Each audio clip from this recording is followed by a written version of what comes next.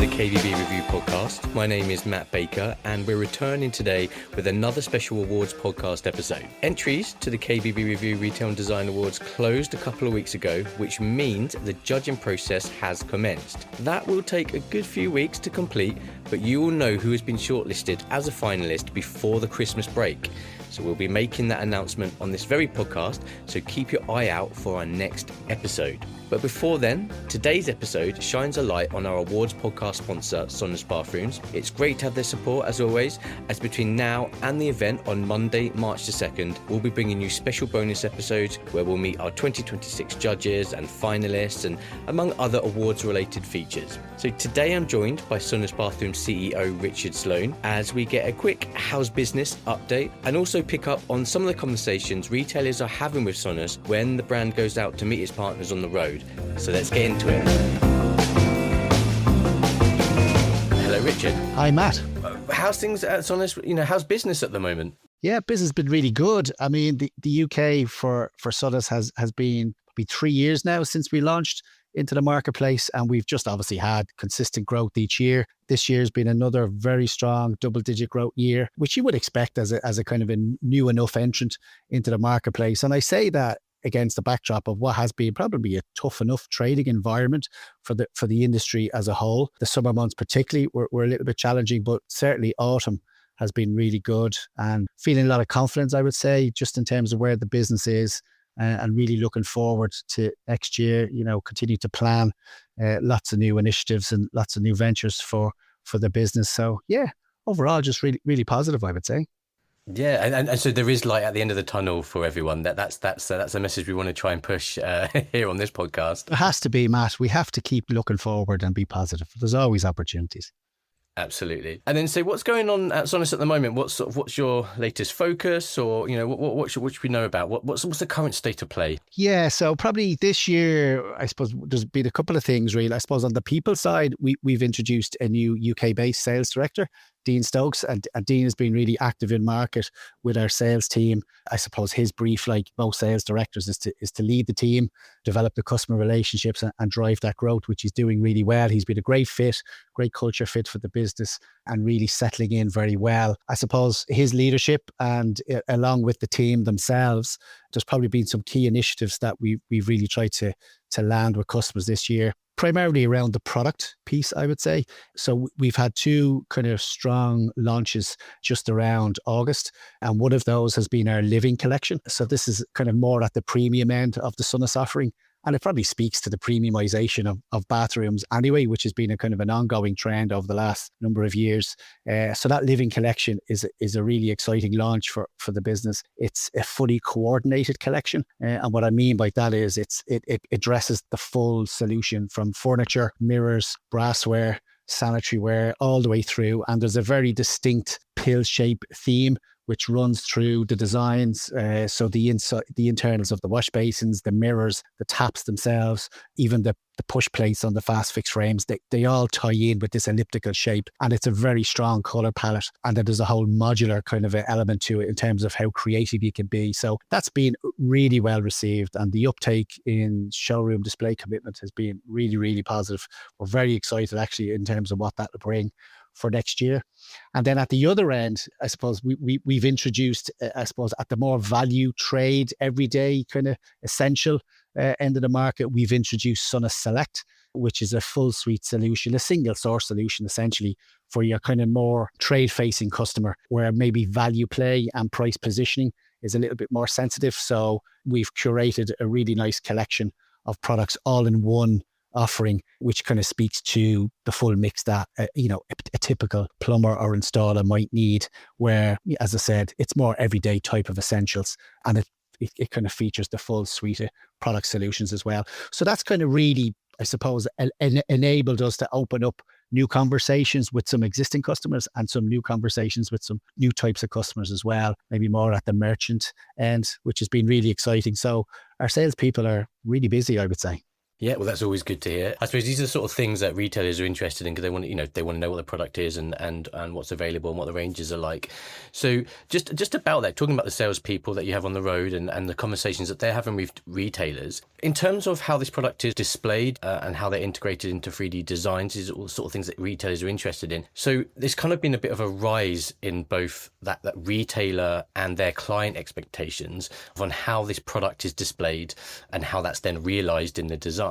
How has Sonas dealt with this? Yeah, well, I suppose that probably speaks to our ambition anyway, and particularly with the living collection. But I would say it's probably a broader trend in the industry where I suppose historically people may have had quite a fragmented display where they might source furniture from one brand, brassware from another, so on, where I think particularly brands like Sonas, who are a single source solution, I suppose our ambition is always to try and have a full bay representation because it allows you to kind of bring the coordinated colours and finishes across the collections together, and living particularly would really amplify that ambition because, as I mentioned earlier, the kind of the theme that runs through the actual collection has a very distinct design. Now it's quite subtle, but that's understandably what you would want in terms of premium bathroom design. So I suppose our ambition and the conversations we're having with the retailer, which is very well received and very well supported, I would say, because most retailers see the upside and the benefit of how you present product in that coordinated way. It just makes for the end consumer, who's ultimately the decision maker in all of this and will make the investment for their homes. They can see the vision that the manufacturer and that the brand is trying to present. So that's been really, really important. And I think it's a growing conversation theme within the retail space. I would feel people are more open now to committing to a brand for that full display presence because it enables you to demonstrate what the collection has to offer in its full glory. Yeah, and look, we talk to retailers all the time. That's what we do at KBB Review. And I think there's a lot of feeling around if a supplier can just supply the product and communicate with me and I can rely on it, then that's half the battle for retailers. So it's good to hear that if it's a one-stop shop, that can be quite helpful.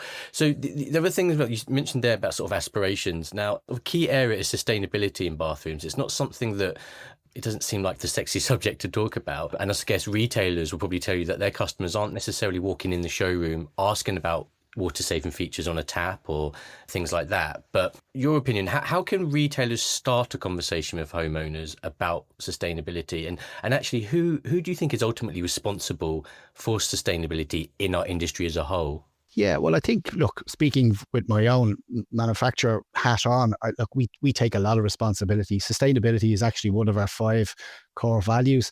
And we've been on a journey ourselves over the last number of years with an ESG strategy, and sustainability, obviously is a key component within that. I think the big win, as we see it, as a manufacturer of bathroom products, is around water saving, energy saving, and we have really kind of made a conscious effort to try and integrate that into our product development process. And it's probably just, we see it as kind of value add from Sonas in terms of if we're offering a solution to a customer, if we can have that WC with low volume flush or a tap with cold start technology, which saves on hot water and not activating your combi boiler, for example. If you're just brushing your teeth, you don't need to call up the hot water in a mixed basin mono. The same with showers. Putting in flow restrictors that don't really kind of compromise the experience, but actually helps reduce the water consumption. These are all things that we're weaving into our product development, and trying to tell that story to the retailer. It's not necessarily always an easy one, but I think there's a growing awareness and a growing trend just at a general population consumer level that water is a precious resource, and we do need to protect it. So as a manufacturer, we feel we must take responsibility to make sure that our products stand up to the kind of the sustainable kind of criteria.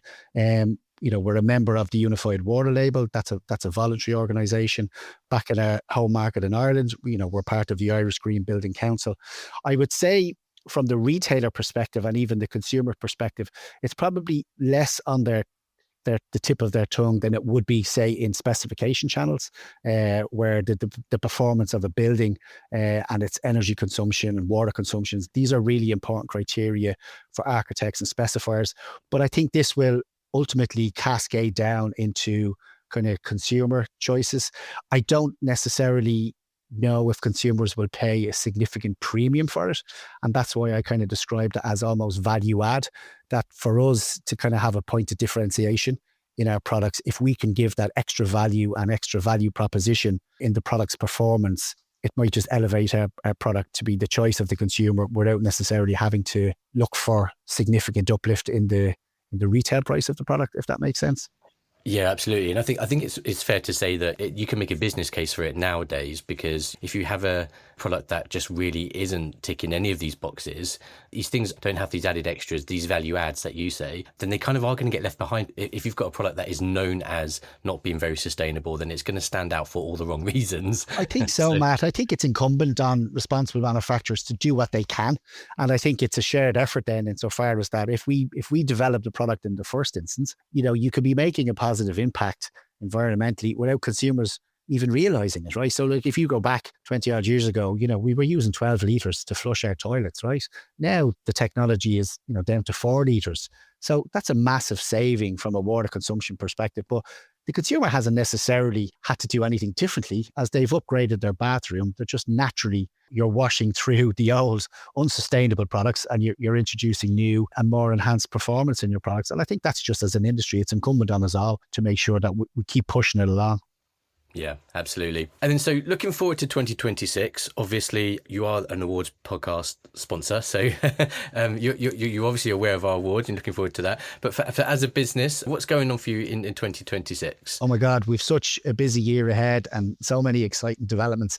I think, look, on the people piece, I would say we are actively investing in more resources. So that's really big part of the proposition, is having the right people in market, having those conversations with those retailers and supporting them in the best way that they can. So certainly investment in people is a big part of it. There's a lot of investments in terms of infrastructure, which we'd like to maybe share more detail in due course, but certainly our commitment to the UK market is unrelenting, and really putting more investment behind that to be able to enhance the service proposition and just bring our products closer to people more quickly. On the exhibition side, we will be exhibiting at KBB again this year in March, which we're very excited to showcase a lot of the new products, such as the Living Collection, to bring that to a wider audience. And then just generally getting our people in front of retailers and just having those ongoing conversations. I know things like design, you mentioned earlier on in the conversation, and kind of, just we're looking at further investments around 3D design and how we can help our products be more accessible from a showroom designer's perspective. So we just have absolutely loads on the go, but all very exciting and very positive stuff. So looking forward to 2026, I would say. That's good stuff. Good to have that sort of positive outlook at the moment, I think. Yeah, look, it's been a tough few years for the industry, I would say. But at the same time, look, I've always said there's always opportunities out there. And particularly in that RMI channel, that refurbishment market, it's pretty solid. It's pretty sustainable. I know there's doom and gloom and there's all the economic headwinds we've had. But at the same time, I think, look, it's incumbent on us all just to try and keep having, good conversations with people, look for opportunities, support your customers as best you can, bring a bit of vitality into what you're doing, and just keep doing your best and drive it on. And I think if more people can have a bit of positivity without being unrealistic about things, but if you can just focus on the upsides as well, get a bit of good energy going, and just try and drive the business forward and help drive our customers' business forward. That's really what we're here to do anyway, is to just partner with people and try and help make a difference. Excellent. Yeah, mentioned it there. We'll see you at KBB. We'll see the product on display. We'll see you guys, and also we'll see you at the awards. Absolutely, you will. Yeah. So that'll be good stuff. Is there any final words that you want to say as we wave goodbye to 2025? Yeah, just to say thanks to yourself and KBB Review. We thoroughly enjoy being your podcast partner and sponsor. Looking forward to the awards. It's always great to see people recognised for their efforts and their achievements, and to celebrate that. And we love being part of it. It's a great event. And just really looking forward to 2026. I think it brings a new era, a new opportunity. And we're very excited with the investments and developments coming through. So just looking to get those in play and move on. Excellent. Thanks for your time today, and we'll catch up with you in March. Thanks, Matt. All the best.